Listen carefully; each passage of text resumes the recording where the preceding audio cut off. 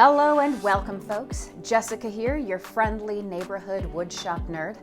I guide newbie homeowners just like you on their path toward tool and home maintenance mastery. I take all the skills and techniques that I have learned over the course of a decade working in educational theater and show you how you can apply those same skills to update and maintain your home. So, without further ado, let's find out what we're going to be nerding out on today.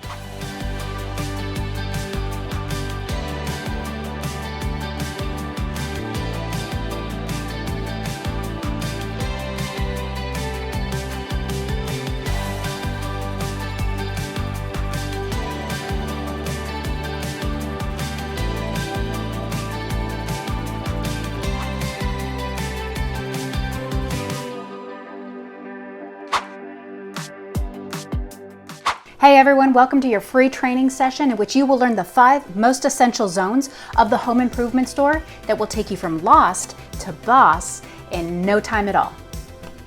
I'm Jessica and I'm going to guide you through what I think is some incredibly invaluable information. Scattered throughout this video, I will not only focus on the 5 essential zones, but I will also highlight 5 tips to improve your shopping game. Make sure you stick around until the end of this training because I'm going to uncover one of the most important details about lumber that most people don't know. Plus, I'm going to give you some bonus information that will instantly add character to your home. There is no greater fear for a novice tool master than having to navigate the dreaded home improvement center. Those ginormous warehouses filled to the brim with towering shelves and their endless aisles are enough to give you vertigo. Now, when I started making my treks to the local Home Depot or the Lowe's, I tried to walk as briskly as I could through each of the aisles with this appearance of purpose, just so that I didn't look as lost as I actually felt. I also put on my headphones to prevent helpful store clerks from actually asking me if I needed any help because, well, early on, I really didn't know what I was looking for and I was too embarrassed to actually ask. So to prevent this feeling of awkwardness, I began to do thorough online research for specific products before I even made my way into the stores. All right, now it's time for your first tip to improve your shopping game. So heads up. Tip number 1, learn while you shop. During my shopping trips, even to this day, I always make sure to stop at 3 products that I'm not actually in the market for, just to learn what tasks they actually do. I'm constantly consuming information on these trips. I'm reading the product labels, analyzing the store displays, or even Googling the product right then and there. I'm constantly in this state of awe, realizing that there are tools for pretty much anything.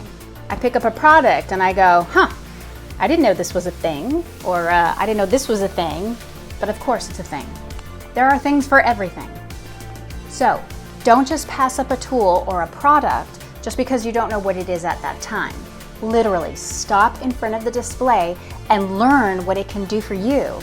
You may not need it on that day, but you're going to start banking a lot of pertinent information for future use. Now, let's conquer those home improvement centers and take you from lost to boss. Before we enter into the store, it's important to note that although every Home Depot store or Lowe's has the same aisles from location to location, their individual store layouts vary from one to the other. It's no different from, your local Walmart or Target or Kroger or Publix or whatever. You know that they all carry the same products, but depending on their location, their layouts will vary. All right, let's go shopping. Today, we're going to be using Home Depot as our reference. Don't worry if you only have a Lowe's or an Ace Hardware or some other home improvement center. Much of what I'm going to say applies to all of them. First, let's take a look at the exterior. Now, from a preliminary glance, you will notice that the store is flanked by a garden center on one side and the contractor side on the other. And as much as I love to work on my landscaping, for the purposes of today's training, we're simply going to ignore that the garden center is there. It does not make our list of top 5 most essential zones in the store. The contractor side, on the other hand, does. At least that side of the store does. We won't be entering through that side, although you absolutely could. It's generally open for professional contractors who are picking up large orders, although it's not off limits to the general public. Upon entry, you will generally see some seasonal products on display, either right in front of the front door or somewhere in the close vicinity. Now, this section doesn't really technically make it on our list of essential zones, but since the change of seasons and weather call for different home repair projects, it is a valuable resource to see what the stores are promoting for that time of year. It can kind of give you a lead towards, what are the most important problems in a typical household to try to focus on. First on our list of most essential zones of a home improvement store is paints. Probably the most fun of any of the categories. The paint center consists of 3 aisles with a mixing station right in the center. With rows and rows of paint samples, all you need to do is find the shade that you want for your project, take it to the counter, and the clerk will mix up a brand new batch of paint just for you. The clerk usually asks you a few questions first, of course, like which brand of paint that you want that mix to go into, and what quality and what finish do you want. We will cover this more in depth in our tool mastery courses so that you will understand the nuances to paint finishes, because it really is an important topic. As far as essential zones go, the painting area has so many essential products and tools for upgrading your home that I could spend over an hour just listing and describing each one and their value to your home. However, in the interest of time, I'm only gonna gloss over a few. Within the 3 paint aisles, there are brushes, rollers, paint trays, drop cloths, mixers, and all sorts of other accessories.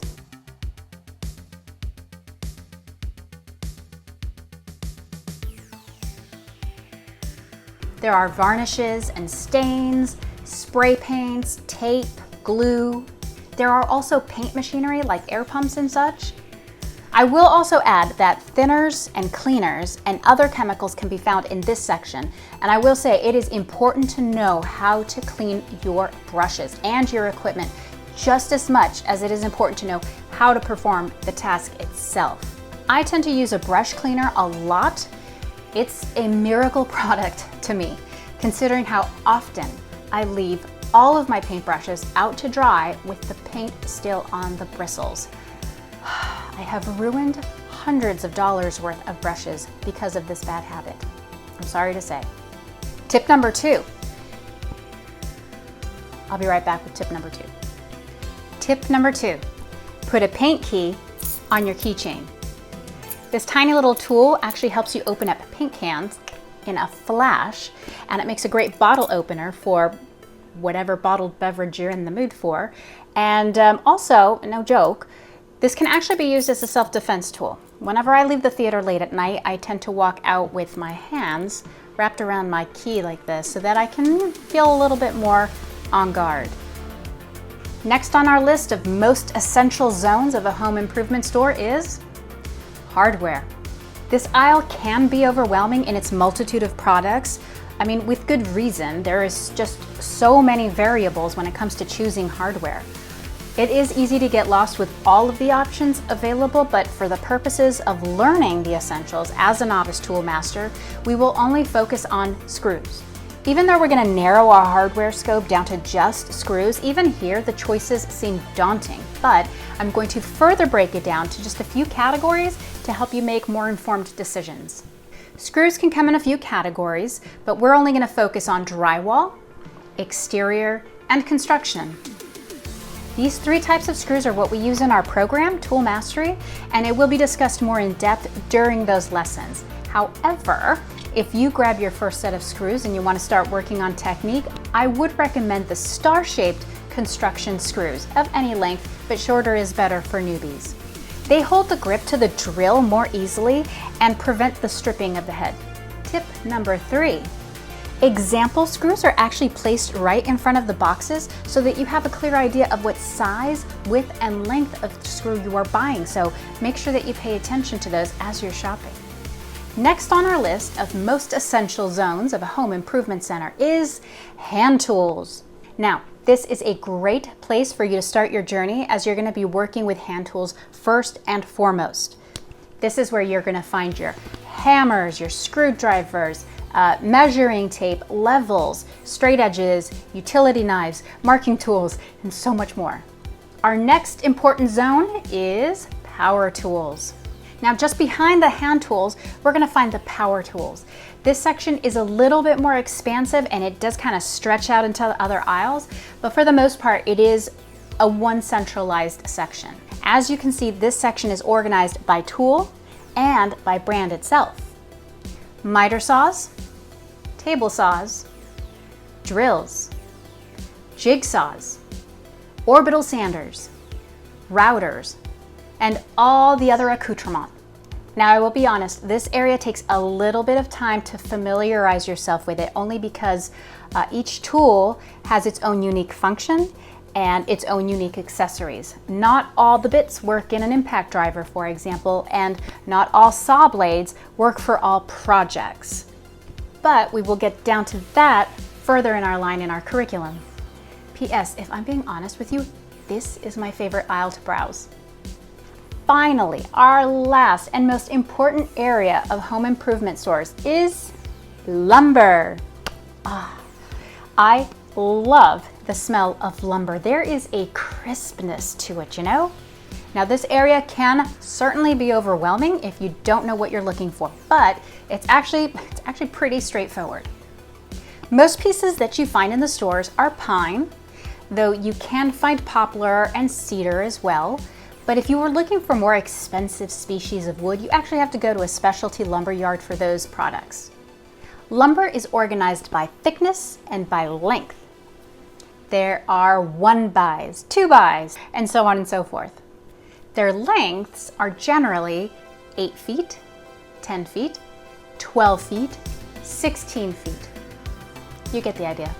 Lumber can also be treated, which basically means that it has been treated with a chemical that makes it weatherproof, you know, for outdoor purposes, for building a tree house or for building your outdoor deck. And you can see the difference in this type of wood because of the color and the weight. It's far heavier, and the feel, it feels a little bit wet. And when you're ready to purchase your lumber, don't grab a shopping cart, grab one of these. They're heavy and they are awkward, and they will destroy your shins, so be careful. But they are perfect for handling very large beams. Now, obviously, there are many more categories of products in the home improvement store, but as an apprentice in this program, you will only need to focus on those 5 areas mentioned. Now, since you've made it all the way to the end of this training, I want to share with you not 1, but 2 tips about lumber that most people don't know about. These 2 tips will immediately set you apart as someone who is knowledgeable and experienced. Tip number 4. Lumber measurements are not their actual measurements at all. If you're going to take a measuring tape to a 2x4, you would actually find that a 2x4 isn't a 2x4 at all.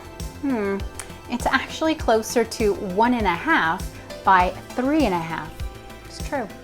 A 2x6 is actually 1.5 by 5.5, and so on and so forth. This is called nominal sizes in lumber. Nominal sizing refers to the board's size when it was first rough cut and before it's actually been planed or smoothed on all sides, right?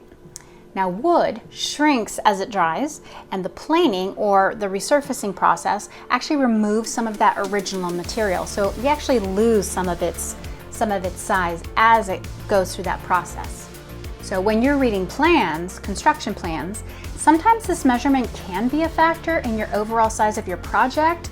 I personally have never had much of a problem with it because I make sure to measure, but nevertheless, those are the sizes and they aren't what they say they are. Tip number 5. When you select your lumber from the pile, don't just grab it and put it in the cart. Wood, as you know, comes from trees, and trees don't always grow straight. They bend, they warp, and they splinter. So, before you decide on any piece of wood from the store, especially the more lengthier ones, make sure that you thoroughly inspect it for misshapen defects, just like this. Like you're looking down the barrel of a rifle. You will be surprised how many pieces you actually end up putting back because they simply aren't straight enough for a project. And I tell you, there is nothing more frustrating than working on a project where the pieces don't actually line up flush against each other because they are warped out of shape. Wait, before you go, there is one more zone that you may want to know about. Call this your bonus zone. Trim. Now maybe you didn't think that I was going to say this one, perhaps because, well, it's a little bit unexpected, but since we are looking to develop our skills for the purposes of upgrading and improving our homes, I would be remiss if I didn't mention this section. Trim elevates a home from basic to classy with just a little bit of the know-how. Trim comes in a variety of purposes and styles and materials, so it is important to start developing an eye for the varied differences. From baseboards to chair rails, crown molding to little accents that add character to your door or your window, trim makes a room look, well, beautiful. Trim also adds instant character to your home. It takes it from a new construction to something that looks like it's been around for a little bit longer. Trimming a space isn't necessarily hard to do either, but it's the development of the technique in the application that can actually separate an amateur finish from a professional one. I would recommend that you start walking through the trim section and start looking at all the different styles so that you can start thinking about how you would apply those styles to your home. Because every home actually has its own architectural design. Whether it's modern, whether it's craftsman, whether it's a ranch, you want to think about what style is your home before you start thinking about trim. Well, that is it, my friends. Thank you so much for joining me on this very important training. You have now made the transformation from lost to boss. With this knowledge, you will now feel more confident when shopping for tools and for looking for lumber. I'm Jessica. Now, go build something bold.